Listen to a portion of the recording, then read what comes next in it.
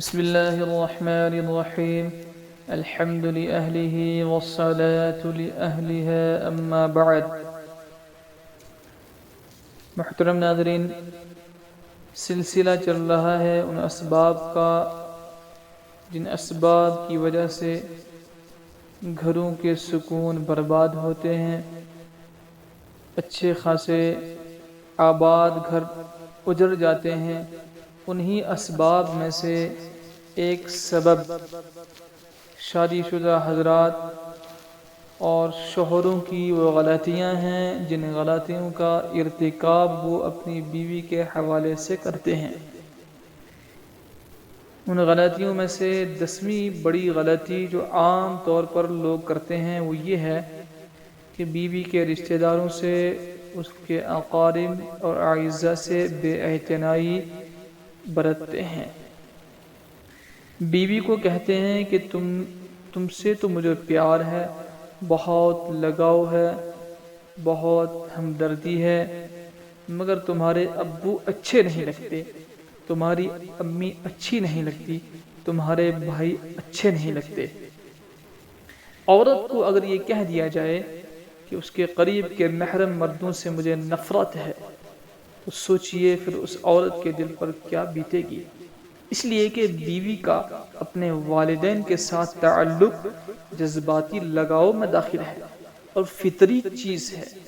وہ کبھی برداشت نہیں کر سکتی کہ اس کے والدین کے بارے میں یا اس کے بھائی بہنوں کے بارے میں کوئی الٹی سیدھی بات کہہ دی جائے۔ اگر وہ کسی مجبوری کی وجہ سے، اپنے حسن خلقی کی وجہ سے خاموش بھی ہو جائے تو دل تو اس کا ضرور دکھے گا۔ اس کی مثال ایسے سمجھیں کہ خامد کے اپنے والدین کے بارے میں بیوی کچھ ایسی باتیں کر دے تو خامد کے شوہر کے مرد کے دل پر کیا گزرتی ہے۔ اسی طرح جب شوہر اپنی بیوی کے والدین کے بارے میں بات کرتا ہے تو بہرحال اس کا بھی تو دل ہے، اور اسی طرح کا دل ہے جس طرح کا مرد کا ہے، اس کے دل پر بھی وہی سب کچھ گزرتا ہے۔ یہ باتیں بھی اکثر و بیشتر لڑائی کا، جھگڑے کا سبب اور ذریعہ بنتی ہیں کہ خامد چاہتا ہے کہ میرے رشتہ دار مطمئن رہیں اور بیوی یہ چاہتی ہے کہ میرے رشتہ دار مطمئن رہیں۔ تو یاد رکھیں اس کے لیے ایک اصول، اور بہترین اصول یہ ہے کہ شادی سے پہلے تو ان کا ایک باپ اور ایک ماں تھی، اب شادی کے بعد دونوں کے 2 باپ اور 2 مائیں ہیں،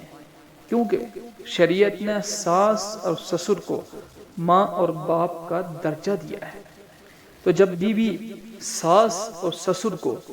اپنی ماں اور اپنے باپ کی نظر سے دیکھے گی تو جھگڑا کبھی نہیں ہوگا، جھگڑے رہیں گے نہیں۔ اسی طرح جب شوہر اور خامد بھی اپنی ساس اور سسر کو اپنی ماں اور باپ کی نظر سے دیکھے گا تو لڑائی کا کوئی مسئلہ ہی نہیں رہے گا۔ خامد کے جتنے رشتہ دار ہیں ان سب کے ساتھ شرعی طریقے سے، شرعی طور طریقے پر اچھا تعلق رکھنا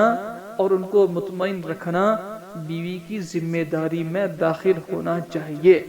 اور خامد کی ذمہ داری میں بھی یہ چیز داخل ہے کہ وہ بیوی کے رشتہ داروں کو خوش رکھے۔